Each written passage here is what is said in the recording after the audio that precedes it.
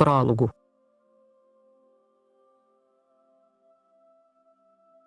Tanto pela importância da matéria, de certo bem pouco conhecida da maioria dos cristãos, como pela abundância de doutrina e o interesse com que ela é tratada no que diz respeito à sua utilidade prática, bem pode dizer-se que este livrinho encerra em suas poucas páginas o valor de muitos volumes. O grande meio de salvação chamou Santo Afonso Maria de Ligório a um livrinho que, entre muitos outros, compôs sobre a oração, e diz dele que queria vê-lo nas mãos de todos, por tratar de um meio tão principal e de tanta eficácia para segurar o céu às almas. Pois, com não menos verdade, ainda que em sentido algum tanto distinto, devemos dizer outro tanto da prática do amor e contrição perfeita, como sendo o grande meio de salvação, pois que está em conexão ainda mais imediata com a consecução da vida eterna do que somente a oração. Por isso, queria eu, como Santo Afonso com o seu, ver este livrinho nas mãos de todos, persuadido de que a sua atenta leitura e execução prática das doutrinas que nele se ensinam, abrirão as portas do céu a muitíssimas almas, para quem, sem ele, estariam eternamente cerradas, e de que hão de acrescentar de uma maneira inesperada o direito ao céu e à eterna bem-aventurança a muitas outras que, pela guarda da graça santificante, já são credores dele. Não devia haver cristão algum que não estivesse solidamente instruído sobre a transcendência que tem um ato de contrição e caridade perfeita, pois que é de incalculável importância tanto para a hora da morte própria como para dos outros, a quem talvez tenha de assistir. Assim, pois, ninguém deveria esquecer-se desta verdade em tempo de saúde, porém, para o tempo de enfermidade e de perigo sobretudo, é sumamente para desejar-se que a conheçam a fundo e profundamente a gravem na alma os que a têm esquecido ou só imperfeitamente a conhecem. Oxalá, pois, se difunda o mais possível esta obrazinha, e não duvido de que a sua leitura será acompanhada de inumeráveis bênçãos do céu. Padre Agostinho Lemculo, da Companhia de Jesus. Valkenburg, Colégio de Santo Inácio, outubro de 1903.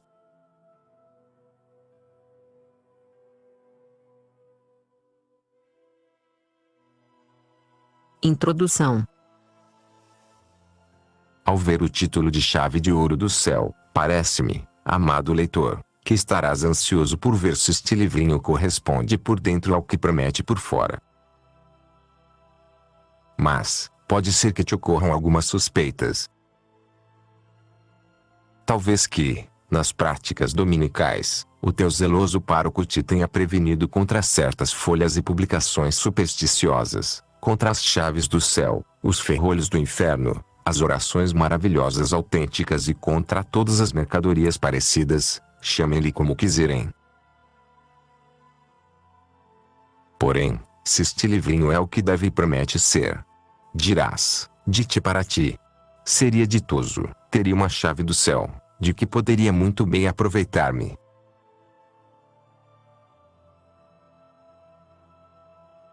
E verdadeiramente de ouro e digna, portanto, de todo o apreço deve ser a chave que este autor me apresenta reluzente diante dos olhos.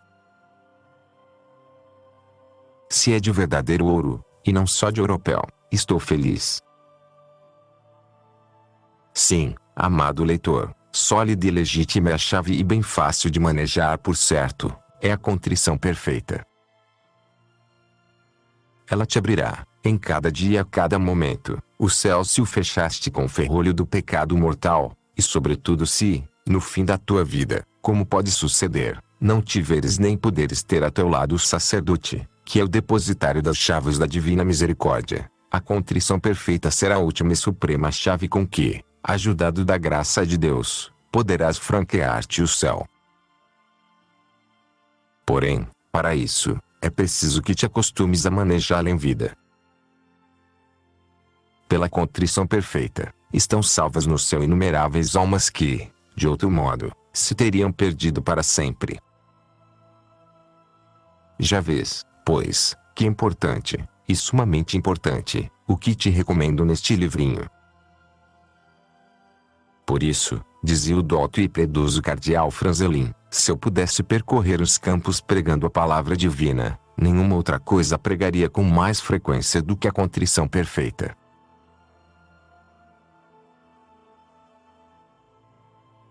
Mais adiante, no capítulo 5, te direi como vim a escrever este livrinho e a percorrer assim os campos pregando a contrição perfeita.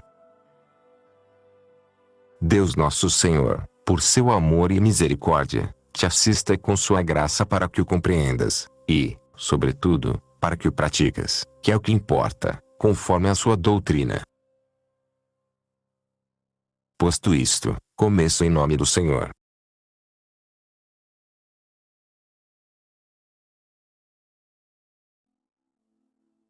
Capítulo 1, que é a contrição perfeita. Contrição é uma dor da alma e uma detestação dos pecados cometidos. Deve acompanhá-lo o propósito, quer dizer, uma firme vontade de emendar a vida e de não mais pecar. Para que a contrição seja legítima, deve ser interna e estar na alma, isso é que não seja uma mera expressão feita com os lábios e sem reflexão, isto seria apenas contrição de boca. Não é necessário manifestar exteriormente a contrição interna por meio de suspiros, lágrimas, etc. Tudo isto pode ser sinal de contrição, não é, porém, sua essência. A essência da contrição está na alma, na vontade, em afastar-se deveras do pecado e converter-se para Deus. Além disto, a contrição deve ser geral, quer dizer, deve estender-se a todos os pecados cometidos ou, pelo menos, a todos os mortais. Deve, finalmente, ser sobrenatural e não meramente natural, pois esta nada aproveita. Segue-se que a contrição, como todo bem, deve proceder de Deus e da sua graça, e, com a graça de Deus, desenvolver-se na alma. Porém, não tenhas receio, basta que a peças, basta que tenhas boa vontade e te arrependas por algum motivo legítimo, sobrenatural, e Deus te dará a graça necessária. Se o motivo se funda na natureza ou somente na razão, Por exemplo, nos danos temporais, na vergonha, doença, etc. é muito fácil que a dor seja puramente natural e sem mérito. Porém, se o motivo da contrição é alguma verdade da fé, por exemplo, o inferno, o purgatório, o céu, Deus, etc., então a contrição é legítima, sobrenatural. E esta contrição legítima e sobrenatural pode, por sua vez, ser de duas classes, perfeita e imperfeita, e com isto temos chegado à nossa matéria da contrição perfeita. Em poucas palavras, contrição perfeita é a contrição que procede de amor, imperfeita, a que procede do temor de Deus. É contrição perfeita quando procede de amor perfeito a Deus. Pois bem, o nosso amor a Deus é perfeito quando amamos porque Ele é infinitamente perfeito, formoso e bom. Amor de benevolência. E porque nos mostrou de uma maneira tão admirável o seu amor. Amor de agradecimento. É imperfeito o amor de Deus quando amamos porque esperamos alguma coisa dele. De modo que, com o amor imperfeito, pensamos sobretudo nos dons, com o perfeito, na bondade do dador. Com o amor imperfeito, amamos mais os dons, com o perfeito amamos mais o dador, e isto não tanto pelos seus dons como pelo amor e bondade que nos dons se manifesta. Do amor nasce a contrição. Será, pois, perfeita a contrição se nos arrependermos dos pecados por amor perfeito de Deus, quer seja de benevolência quer de agradecimento. Será imperfeita se nos arrependermos dos pecados por temor de Deus, porque pelo pecado perdemos a recompensa de Deus, o céu, e merecemos seu castigo, o inferno ou o purgatório. Na contrição imperfeita, fixamo-nos principalmente em nós e nas desgraças que, segundo a fé nos ensina, nos acarretou o pecado. na contrição perfeita, fixamo-nos sobretudo em Deus, na sua grandeza, na sua formosura, amor e bondade, vendo quanto o pecado o ofende, e que foi o pecado que lhe ocasionou tantos sofrimentos e dores para nos redimir. Na contrição perfeita, não queremos unicamente nosso bem, senão o bem de Deus. Com um exemplo verás melhor. Quando São Pedro negou o Divino Salvador, saiu fora e chorou amargamente. Segundo o livro de São Lucas, capítulo 22, versículo 62. Por que chora São Pedro? Porventura, pensando na vergonha que vai ter diante dos outros apóstolos.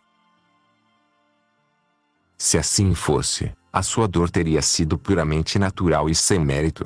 É porque receia que seu divino mestre lhe tire, como ele merece, o cargo de apóstolo e superior e o expulse do seu reino. Então seria boa contrição, mas somente imperfeita.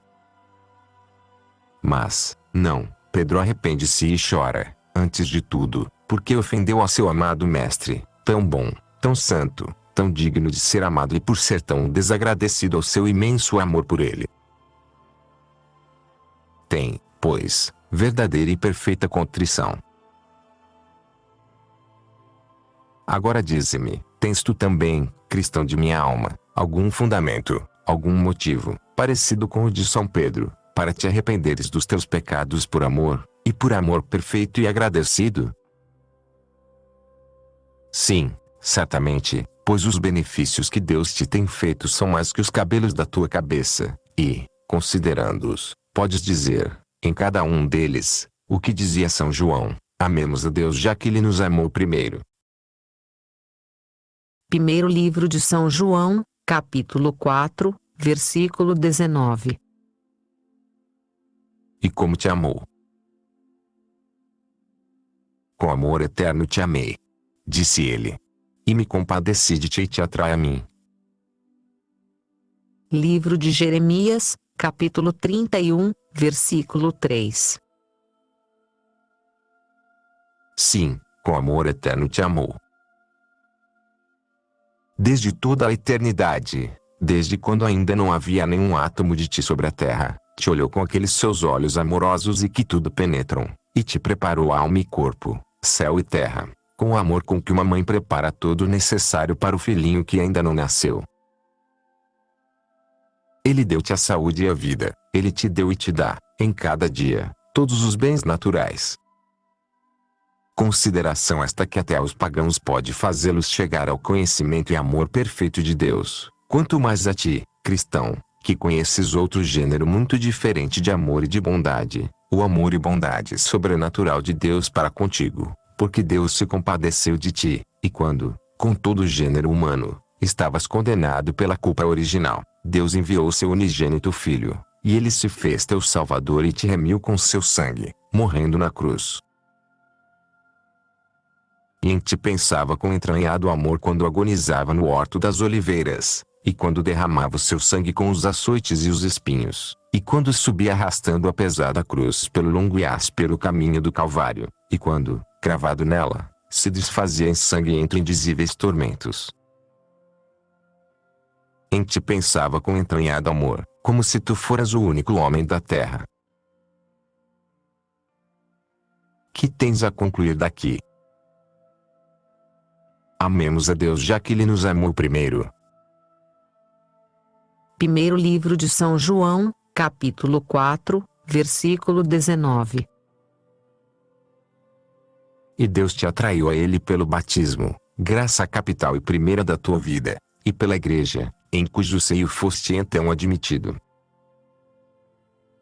Quantos há que, só à força de trabalhos e canseiras, conseguem encontrar a verdadeira fé, e a ti te ofereceu Deus desde o berço, por puro amor.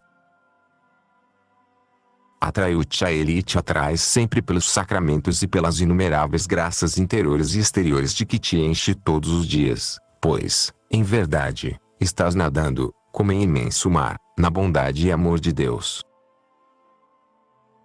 E este amor, quer ainda coroá-lo colocando-te consigo no céu e fazendo-te eternamente feliz. que lhe deves portanto amor. Não é verdade que deves corresponder a ele. Amemos também a Deus, já que ele nos amou primeiro. Pois, vamos a contas e dize-me, como tens pago a Deus, tão bom e amoroso, o seu amor e bondade para contigo? Dir-me-ás, sem dúvida, que com ingratidão e pecados. E pesa-te essa ingratidão? Sem dúvida que sim, e queres ressarcir a tua pesada ingratidão, amando quanto possas tão grande e amoroso benfeitor. Pois, olha, se assim é, já tens contrição perfeita, contrição de amor de Deus. Para facilitar, chama-se esta contrição de amor de Deus, contrição de amor ou de caridade. Na mesma contrição de caridade, há uma mais levantada, que é quando alguém ama Deus porque ele é infinitamente formoso, glorioso, perfeito e digno de amor, prescindindo do seu amor e misericórdia para conosco. Há estrelas. E com esta comparação julgo que entenderás melhor. Que, por estarem muito longe de nós, não as podemos distinguir, e, contudo, são tão grandes e formosas como o sol, que tão prodigamente nos dá o calor e a vida. Pois assim, ainda quando o homem não tivesse visto nem gozado nunca do amor de Deus, eterna estrela do céu, ainda quando Deus não tivesse criado o mundo nem criatura alguma, seria apesar disso grande, formoso, glorioso e digno de ser amado, porque é em si mesmo e para si, o bem mais excelente, o mais perfeito e digno de amor. Isto e não outra coisa quer dizer essa expressão que, mais de uma vez, terás encontrado nos devocionários e nas fórmulas do ato de contrição e te terá parecido talvez algum tanto obscura. Detente, pois, agora e contempla o amor de Deus, contempla-o, sobretudo, nos amargos sofrimentos do Salvador, a cuja luz o compreenderás tão facilmente como facilmente te arrebatará o coração. Eis aqui o modo de alcançar praticamente a contrição perfeita.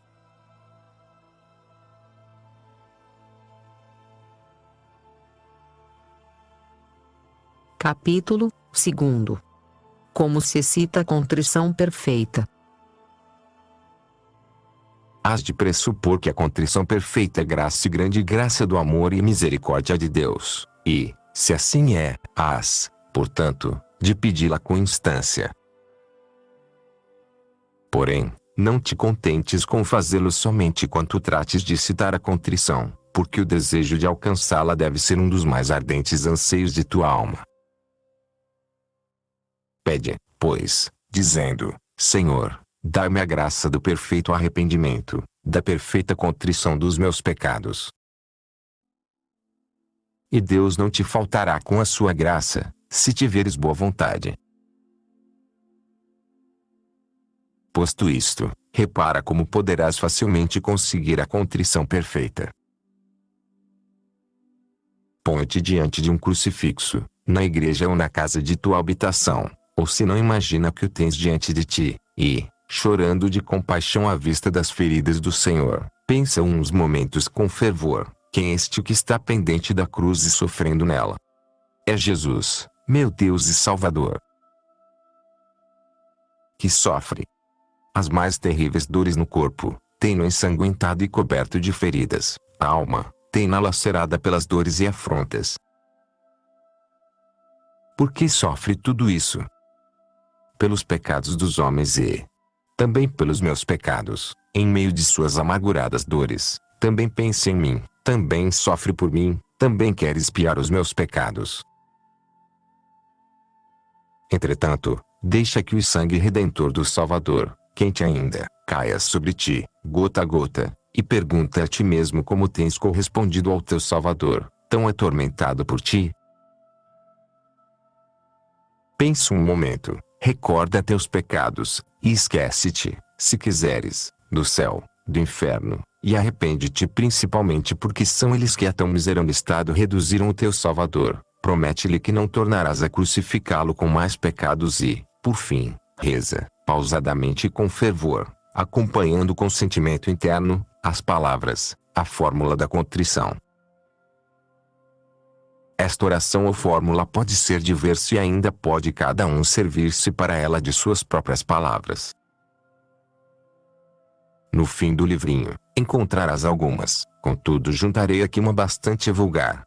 Senhor meu e Deus meu, pesa-me, do mais íntimo do coração, de todos os pecados de minha vida, porque com eles tenho merecido que a vossa divina justiça me castigasse na vida e na eternidade, porque tenho correspondido ao vosso amor com tanta ingratidão, sendo como sois o meu maior benfeitor, porém, sobretudo, porque com eles vos tenho ofendido a vós, meu bem supremo e digno de todo amor. Proponho firmemente emendar-me e não mais pecar. Dai-me, meu Jesus, a graça para cumpri-lo. Amém. 3 porquês contém esta oração, e a cada porquê acompanha um motivo de contrição, primeiro da imperfeita, depois da perfeita, pois, da imperfeita se passa mais facilmente para a perfeita e é por isto conveniente unir as duas espécies de contrição. Em outras palavras, convém que se cite em primeiro lugar a contrição imperfeita e depois a perfeita. Dize, pois, primeiro, porque com eles tenho merecido. Isso é ainda a contrição imperfeita. Segundo, porque tenho correspondido. Esta vai já se aproximando da contrição perfeita e até se reduz a ela, porque, se deveras sinto ter correspondido com ingratidão e com pecados ao amor e bondade de Deus, necessariamente hei de querer ressarcir com amor esta ingratidão, e o sentir por amor a ofensa do benfeitor, a quem até agora se desconhecia, é já contrição perfeita, contrição de caridade para com Deus. Terceiro, porém, sobretudo, porque com eles vos tenho ofendido. Se voltares a ler o capítulo I, entenderás o que isto significa e, entendendo-o, verás mais claramente expressado aqui o amor perfeito e a contrição perfeita. Para consegui-lo mais facilmente, podes acrescentar, mentalmente ou por palavras, o que segue, porém, sobretudo, porque com eles vos tenho ofendido a vós, meu bem supremo e digno de todo amor. Salvador meu que, por meus pecados, morrestes na cruz.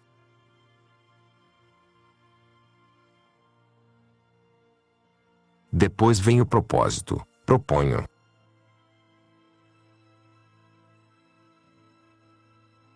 Porém, Padre, dir-me-ás talvez.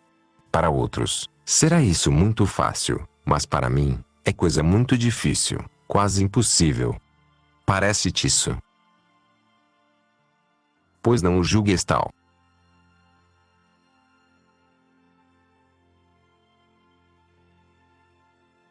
Capítulo 3. É difícil citar a contrição perfeita.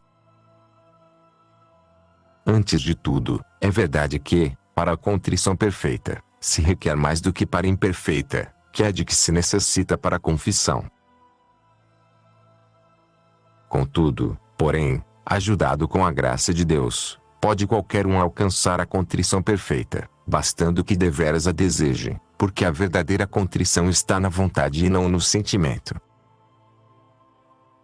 Tudo se reduz a termos o devido motivo de arrependimento, quer dizer, que nos arrependamos porque amamos a Deus sobre todas as coisas e, por seu amor, detestamos os nossos pecados. Nisto, e não na duração ou intensidade da dor, está a contrição perfeita.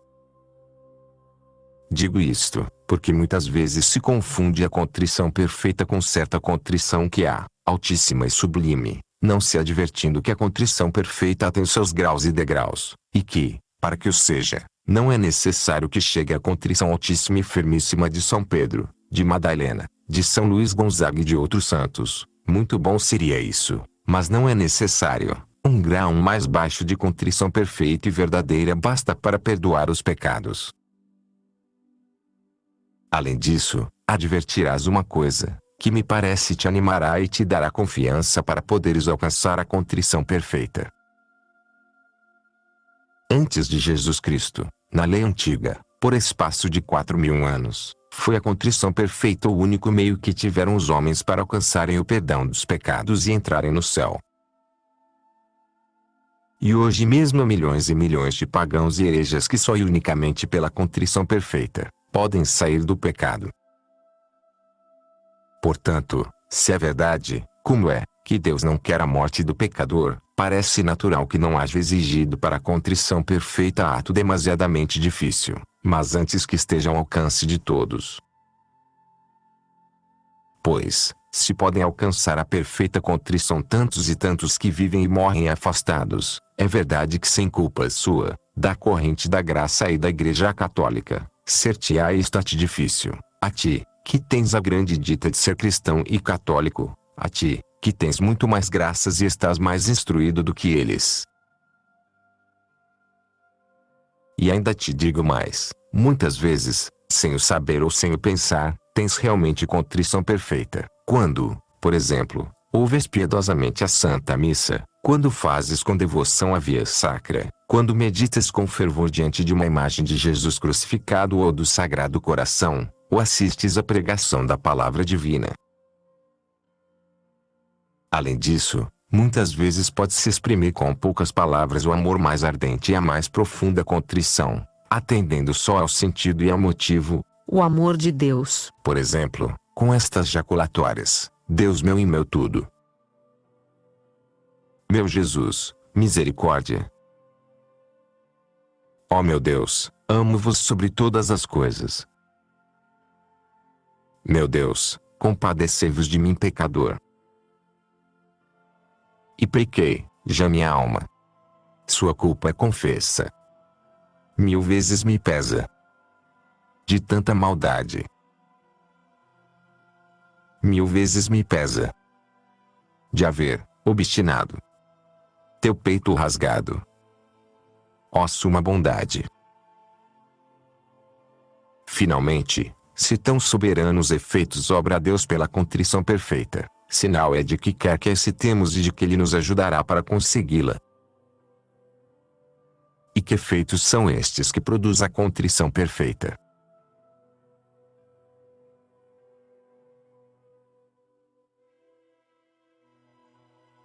Capítulo 4. Que efeitos produz a contrição perfeita? Efeitos verdadeiramente admiráveis. Se és pecador, perdoa-te imediatamente os pecados e isto de cada vez e ainda antes de receberes o sacramento da confissão. Necessário é, porém, que tenhas vontade de confessá-los mais tarde. Vontade esta que já está incluída na contrição perfeita. E este efeito é produzido pela contrição perfeita e verdadeira não só em perigo de morte, mas sempre e quando a excitamos no coração, de modo que o pecador, ao mesmo tempo que lhe são remitidas as penas do inferno, recubra os méritos passados e, de inimigo de Deus, se faça seu filho e herdeiro do céu. Se és justo, a contrição perfeita assegura-te e aumenta-te o estado de graça, apaga-te os pecados veniais que, pelo ato de contrição de caridade, detestaste, perdoa-te, sobretudo, as penas dos pecados, firmando e robustecendo-te no verdadeiro e sólido amor de Deus. Tais são as maravilhas que o amor e a misericórdia de Deus obram na alma do cristão pela contrição perfeita. Tão grandes são que, talvez, te pareçam incríveis, tratando-se do perigo de morte, já terás ouvido que se devem pedir a contrição e a dor, mas que também, em tempo de saúde e em qualquer tempo, a contrição perfeita obre tais maravilhas, mal te atreverás a acreditá-lo. Será, pois, certa e segura esta doutrina da contrição perfeita. Digo-te que é tão firme e tão segura como a própria palavra de Deus.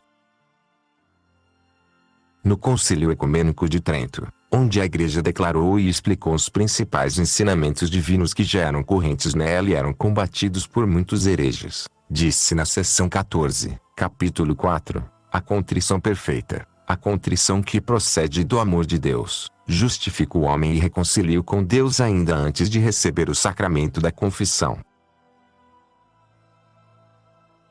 Como o concílio não diz que isto seja só em tempo de necessidade e em perigo de morte, segue-se que a contrição perfeita produz sempre este efeito. E, para o afirmar, apoia-se a Igreja na palavra e ensino de Jesus Cristo, que diz entre outras coisas: se alguém me ama, e isto só o faz o que tem verdadeira contrição no coração, meu Pai o amará e nós viremos a ele e faremos nele morada. Primeiro livro de São João, capítulo 14, versículo 23. Para que, porém, Deus possa habitar na alma, é preciso que o pecado tenha desaparecido. Logo, o apagar o pecado é um dos efeitos da contrição perfeita, da contrição de caridade. Assim também o tem declarado sempre a Igreja infalível, chegando a condenar como herege, Baio, por dizer o contrário. O mesmo ensinam os santos padres e doutores sagrados sem exceção e o mesmo confirma a razão, porque se, como já disse, tão grandes efeitos produzia a verdadeira contrição no Antigo Testamento, quando ainda imperava a lei do temor, quanto maior produzirá no Novo, em que impera a lei do amor. Dir-me-ás, talvez, porém, se a contrição perfeita destrói os pecados, a que vem confessá-los depois?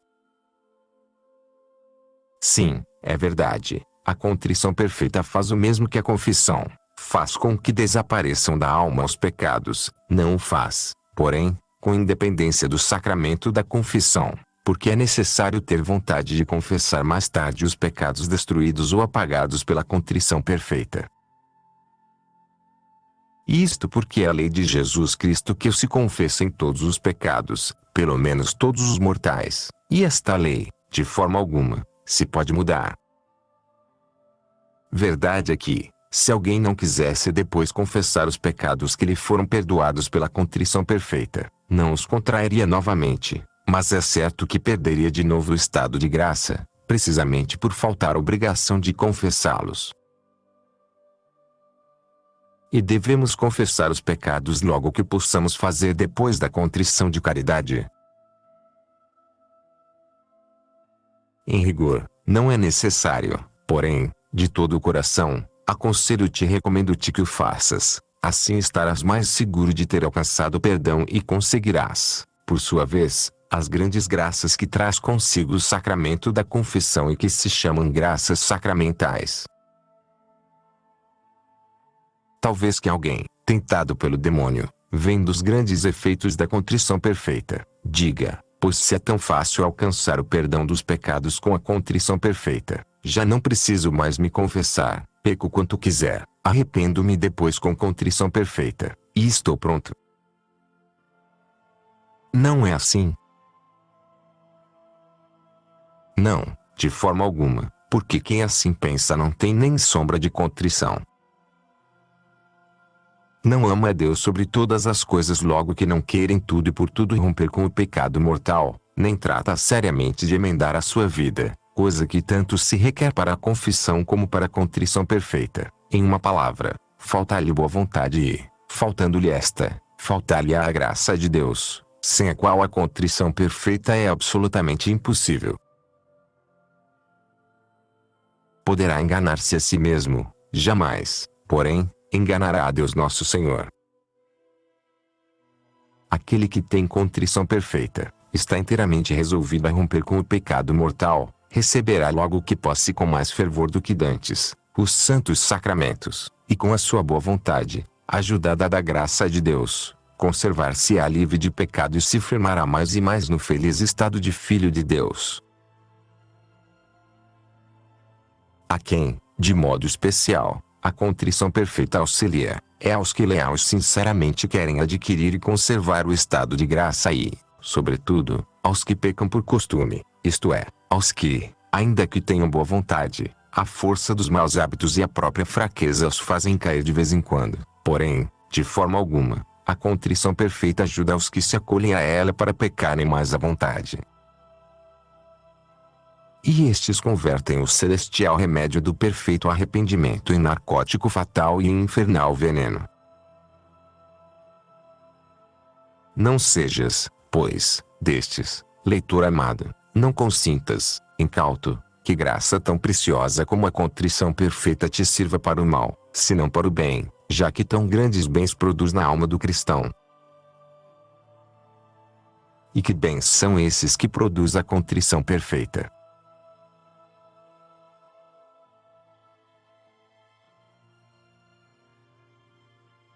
Capítulo 5. Porque é tão importante e até necessária a contrição perfeita. É importante na vida e na morte.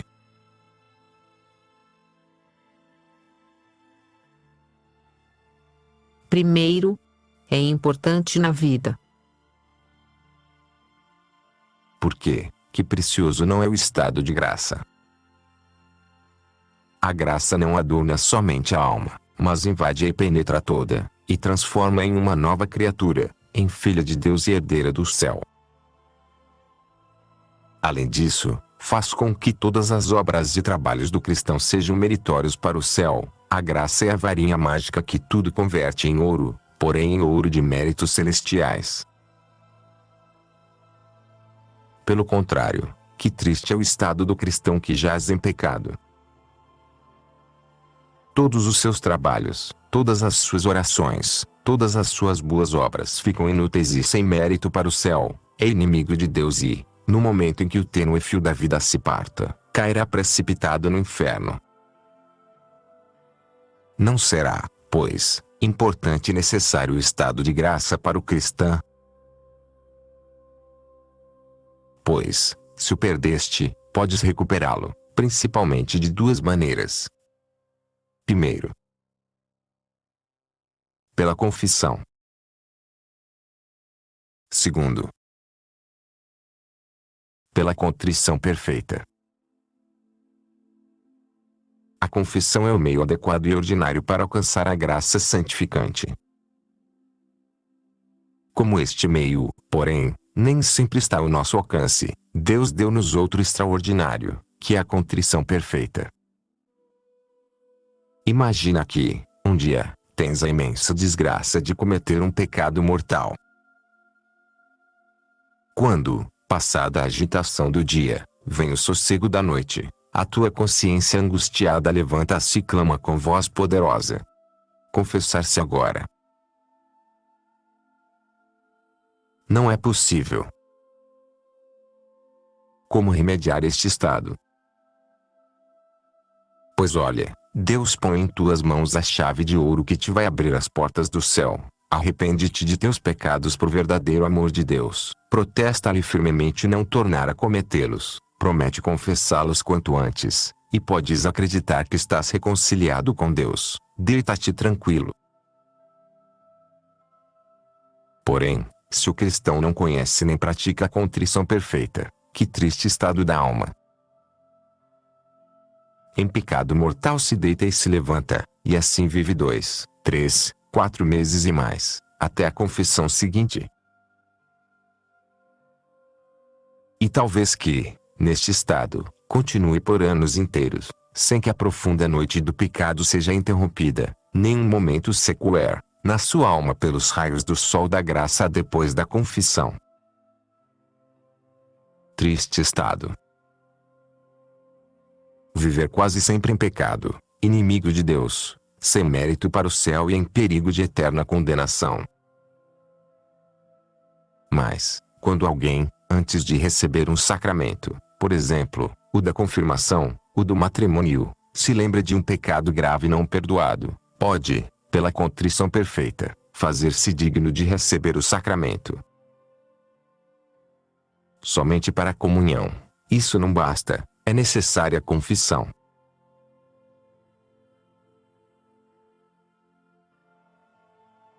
Também para o cristão que está em estado de graça, é importante o uso frequente da contrição perfeita. Antes de tudo, nunca podemos estar completamente seguros de que estamos em estado de graça. Porém, esta segurança aumenta e se confirma com cada ato de verdadeira contrição perfeita. Sucede, além disso, que alguém tenha dúvidas sobre se consentiu em alguma tentação. Estas dúvidas acovardam e desalentam a alma no caminho da virtude. Que há a fazer nestes casos? Examinar se consentimos ou não? Isso de nada aproveita. Excita-te a contrição perfeita e fica tranquilo.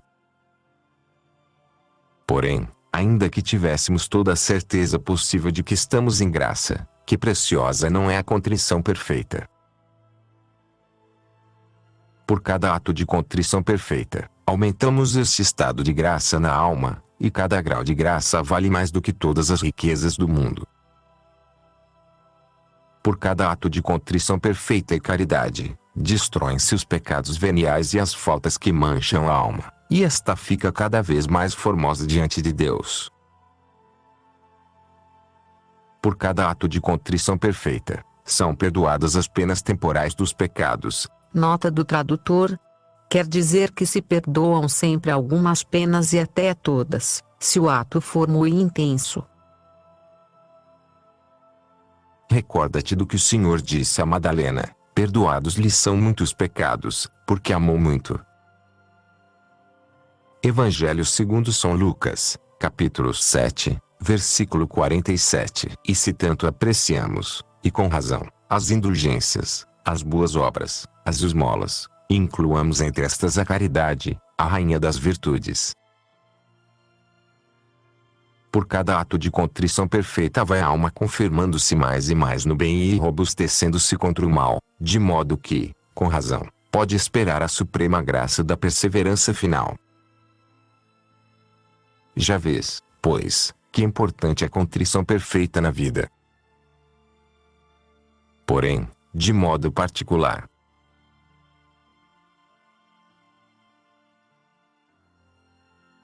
Segundo, é importante na morte, sobretudo em perigo de morte repentina. Houve um grande incêndio numa cidade, e neste pereceram centenas de pessoas. Entre muitas que gemiam no pátio de uma casa, via-se um menino de 12 anos que, de joelhos, pedia em voz alta a graça da contrição. Explicou depois por que o fazia e suplicou que orassem com ele em voz alta. Talvez que, por seu intermédio, muitos daqueles infelizes se salvassem para sempre. Perigos como estes sem conta te cercam e, quando menos o penses, podes ser vítima de uma desgraça repentina. Podes, por exemplo, cair de uma árvore, podes ser atropelado por um carro na rua, podes ser surpreendido de noite, pelo fogo, na tua habitação, podes colocar mal o pé em uma escada, pode ser que, enquanto trabalhas, te falte repentinamente os sentidos e caias. Levam-te moribundo a casa, vão a correr chamar o sacerdote, este, porém, tarda em chegar, e urge tanto. Que fazer? Excita-te em seguida à contrição perfeita, arrepende-te por amor e gratidão para com Deus, e Jesus Cristo paciente salvar-te-á por toda a eternidade. A contrição perfeita terá sido para ti a chave do céu no último momento e no último e supremo transe para a alma e para o corpo. Com isto, não desejo que alguém se aventure a deixar tudo para o último momento, à mercê de um ato de contrição perfeita, julgando ficar já por isso livre de pecado, pois é muito duvidoso que a contrição perfeita possa servir aos que têm pecado à sua sombra. O que deixo dito vale, antes de tudo e sobretudo, para os que têm boa vontade. Porém, haverá tempo. Dir-me-ás, em tais circunstâncias, para fazer um ato de contrição perfeita. Com a ajuda de Deus, sim, porque, para a contrição perfeita não se requer muito tempo, sobretudo quando antes, em tempo de saúde, nos temos exercitado nela. Em um momento a podemos excitar e penetrar na alma. E como, em casos tão extraordinários, tem mais eficácia a graça de Deus, e o Espírito, mais atividade no transe tremendo da morte, dos momentos se fazem horas. Lembra-te de que falo por experiência própria. Uma vez, A 20 de julho de 1886, estive em grande e terrível perigo de morte. Seria coisa de 8 ou 10 segundos, o espaço para meio Pai Nosso. Pois, em tão curto espaço de tempo, 1000 pensamentos cruzaram-se em minha mente. A minha vida inteira passou diante de minha alma, com rapidez incrível, e, atrás dela, o que seria de mim depois da minha morte? Tudo isto, como disse, num espaço de tempo insignificante, o suficiente para meio Pai Nosso. Por dita minha, porém, e grande favor de Deus, a quem rendo graças, não foi aquele momento para a morte, mas sim para a vida. Do contrário, não teria podido escrever a chave de ouro. Pois, a primeira coisa que fiz, em tão terrível momento, foi o que, segundo o catecismo, deve fazer todo cristão em perigo de morte, e citar-se a contrição e recorrer a Deus pedindo-a e implorando-a a seu favor. E a verdade é que, naquela ocasião, creio que aprendi a amar e apreciar o valor da contrição perfeita. Desde então tenho difundido, quanto me tem sido possível, o seu conhecimento e estima. E esta misericórdia, que podes exercitar na tua alma no último momento, podes exercitá-la também com os demais cristãos, teus irmãos. E quão triste é que, em tão apurado transe, não seja isto melhor compreendido. Acode muita gente, choram e gritam desordenadamente, e, sem saber que fazer, correm à procura do médico e do sacerdote, trazem todos os remédios que têm em casa e, entretanto, o enfermo agoniza. Naqueles breves mas preciosos momentos, talvez não haja quem se compadeça da sua alma imortal e lhe proponha que faça um ato de contrição perfeita e o salve para sempre. Se te apresentar ocasião, vai com sossego e tranquilidade para o lado do moribundo ferido ou enfermo. Se te for possível, põe-lhe o crucifixo diante dos olhos e, com voz firme mas tranquila, pede-lhe que pense e repita com o coração que tu vais rezar. E, feito isto, vai dizendo compassada e claramente o ato de contrição, ainda que te pareça que ele nada ouve nem entende. Com isto, terás feito uma obra sumamente boa, e o moribundo te agradecerá eternamente no céu. Sim, até mesmo a um herege, podes ajudar desta maneira em seus últimos momentos. Não lhe fales, se queres, de confissão, porém incita-la que faça um ato de amor de Deus e de Jesus crucificado e dize-lhe compassadamente o ato de contrição.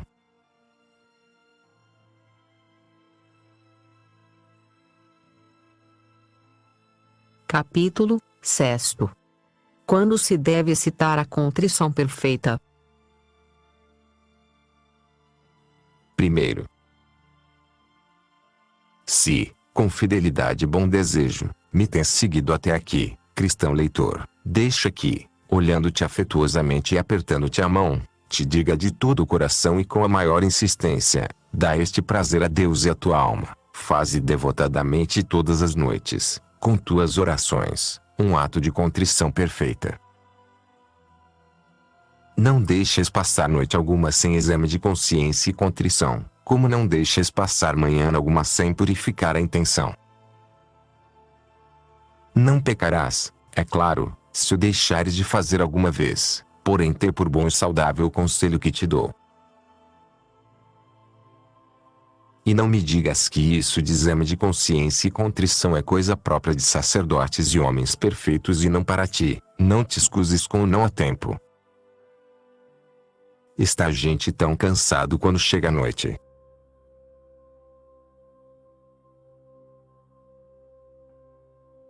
Quanto tempo julgas que é necessário?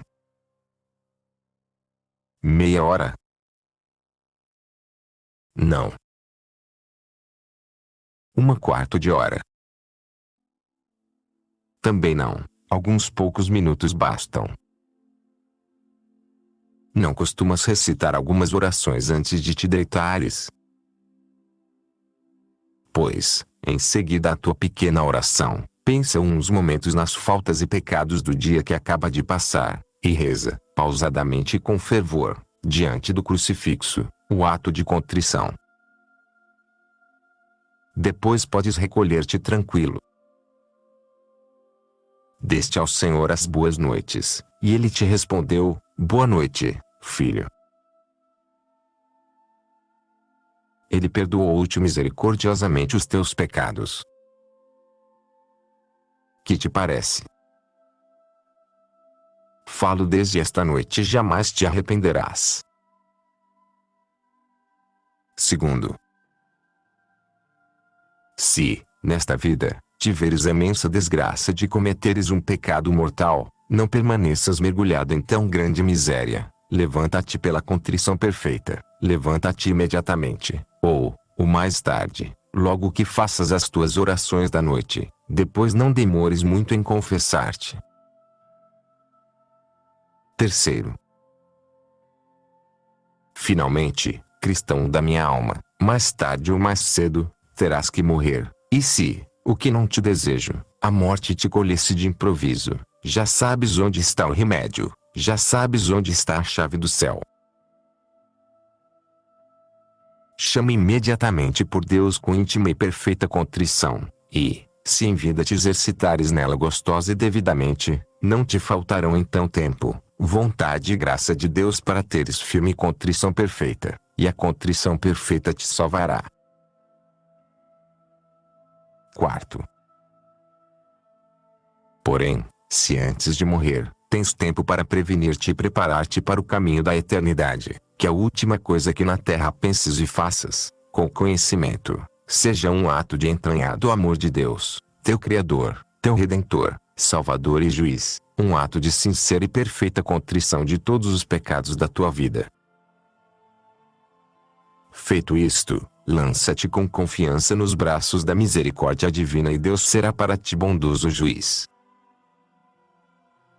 Com isto, me despeço de ti, amado leitor, vê e faze o que neste livrinho tens lido.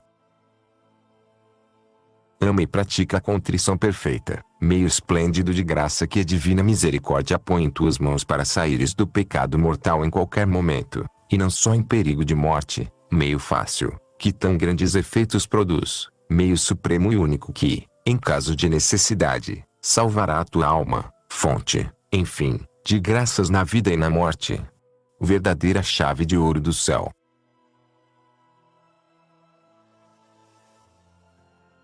Atos de contrição.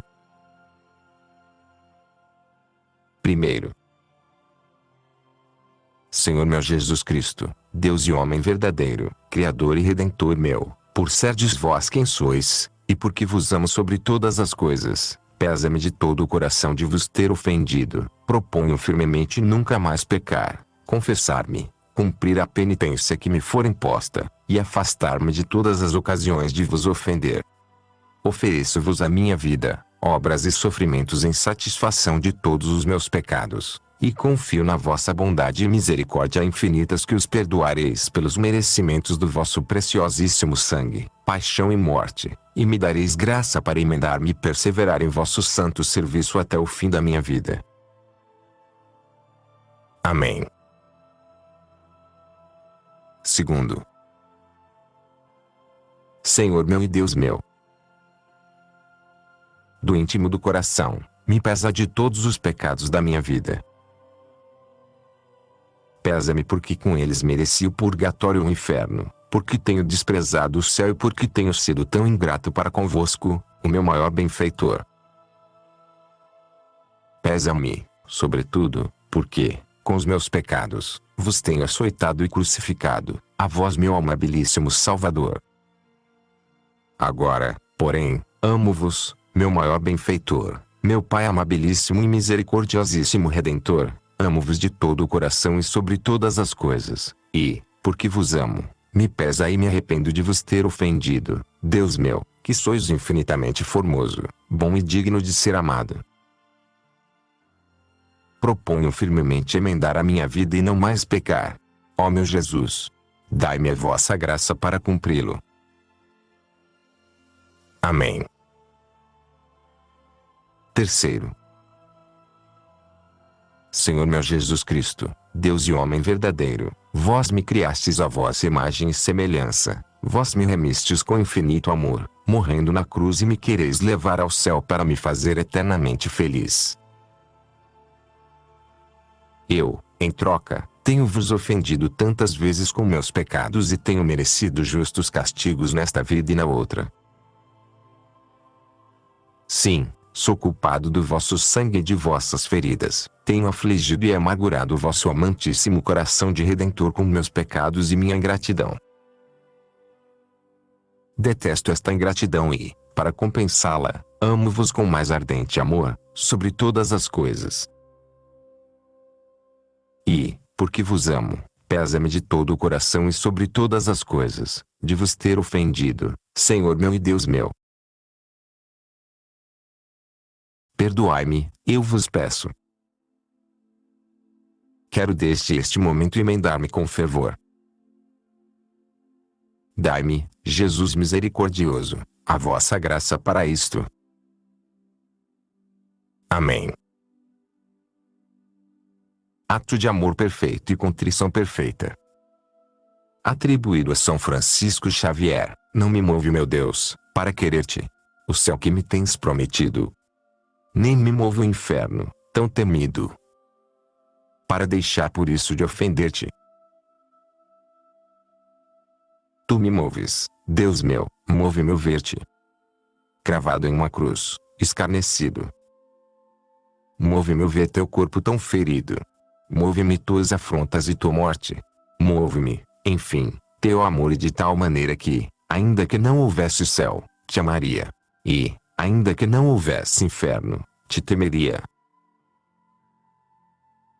Nada tens que dar-me porque te quero. Porque, se não esperasse o que espero, te queria o mesmo que te quero. Resumo do ato de contrição que usava vem. Marcos de Aviano, religioso capuchinho, morto em odor de santidade. Eu, ruim e indigna criatura, me lanço a vossos pés, Deus meu, e, com coração contrito e aflito, reconheço e confesso diante de vós, Redentor de minha alma, que, desde o instante em que nasci até agora, tenho cometido inumeráveis negligências e pecados. Tenho-vos ofendido, Deus meu. Pequei, Senhor. Porém, detesto os meus pecados e me arrependo do íntimo do coração. Por isso, prometo solenemente não mais pecar. Porém, se vós, em vossa altíssima sabedoria, preveis que posso novamente ofender-vos e cair outra vez do vosso desagrado, de todo o coração vos peço que me leveis agora desta vida, em vossa graça. Oxalá a minha dor fosse tão grande que o propósito de não mais vos ofender permanecesse sempre imutável. Porque vos devo infinito agradecimento pela vossa divina bondade e porque mereceis que vos ame sobre todas as coisas, arrependo-me de meus pecados, não tanto para livrar-me dos tormentos eternos que por eles mereci, nem para gozar das delícias do céu, que tão inconsideradamente desprezei, como porque vos desagradam a vós, Deus meu, que, por vossa bondade e infinitas perfeições, sois digno de infinito amor. Oxalá todas as criaturas vos mostrem sem interrupção, amor, reverência e agradecimento. Amém. Ato de contrição usual no Brasil. Senhor meu Jesus Cristo, Deus e homem verdadeiro, Criador e Redentor meu, por serdes vós quem sois, sumamente bom e digno de ser amado, e porque vos amo e estimo sobre todas as coisas, pesa-me, Senhor, de todo o meu coração, de vos ter ofendido, pesa-me, também, por ter perdido o céu e merecido o inferno, e proponho firmemente, ajudado com os auxílios de vossa divina graça, emendar-me nunca mais vos tornar a ofender. Espero alcançar o perdão de minhas culpas pela vossa infinita misericórdia. Amém. Disposição do Código de Direito Canônico sobre a contrição perfeita. Cânon 1916. Quem está consciente de pecado grave não celebra a missa nem comungue o corpo do Senhor, sem fazer antes a confissão sacramental, A não ser que exista causa grave e não haja oportunidade para se confessar. Nesse caso, porém, lembre-se que é obrigado a fazer um ato de contrição perfeita, que inclui o propósito de se confessar quanto antes. A propósito deste cânon, os canonistas espanhóis da Universidade de Navarra, Pedro Lombardi e João Ignacio Arrieta, fazem o seguinte comentário, na edição anotada do Código de Direito Canônico promovida pela mesma universidade. Este cânon se refere ao celebrante ou ao que recebe o sacramento.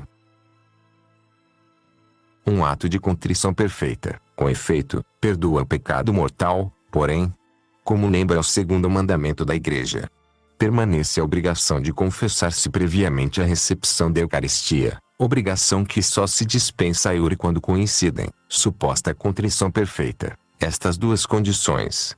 Primeiro, causa grave, perigo de morte, ou de infâmia se não celebrar ou comungar.